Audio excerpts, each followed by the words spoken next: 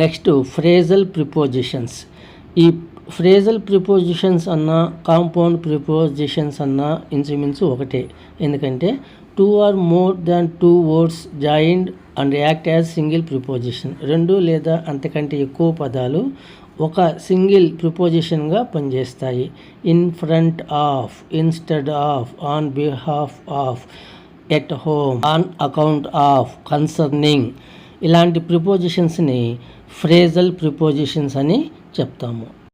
I talk to HM concerning my Sons progress. మా sun ప్రోగ్రెస్కి సంబంధించి హెచ్ఎంతో మాట్లాడాను. Concerning. There is a park in front of my house. మా ఇంటి ముందు park ఉంది. She took coffee instead of tea. టీకి బదులుగా కాఫీ తీసుకుంది. You attend party on behalf of your boss. మీ బాస్కి బదులుగా నువ్వు అటెండ్ అవ్వు. ఈ విధంగా గ్రూప్ ఆఫ్ వర్డ్స్ని ప్రిపోజిషన్స్గా ఉపయోగిస్తే వాటిని ఫ్రేజల్ ప్రిపోజిషన్స్ అని పిలుస్తాము. Next direction prepositions.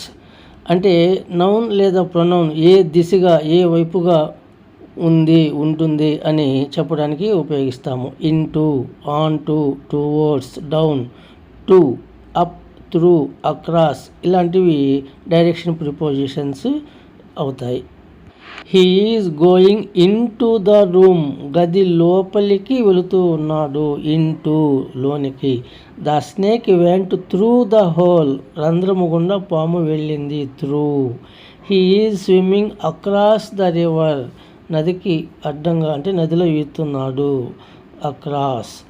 They went up the stairs. మిద్దు పైకి వెళ్ళారు, మెట్లు ఎక్కి వెళ్ళారు అని అర్థం ఇక్కడ. అప్ అంటే. I walk towards the school. School వైపుగా నడిచి వెళ్ళాను. టువర్డ్స్.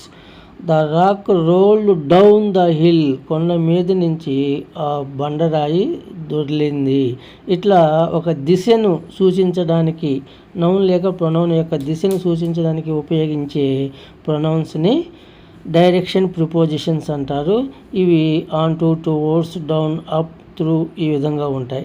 ఇట్లా ఒక సెంటెన్స్లో ఏదైనా ఒక పదము నౌన్ లేక ప్రొనౌన్ యొక్క దిశను సూచించడానికి ఉపయోగిస్తే అలాంటి పదాలను డైరెక్షన్ ప్రిపోజిషన్స్ అని పిలుస్తాము.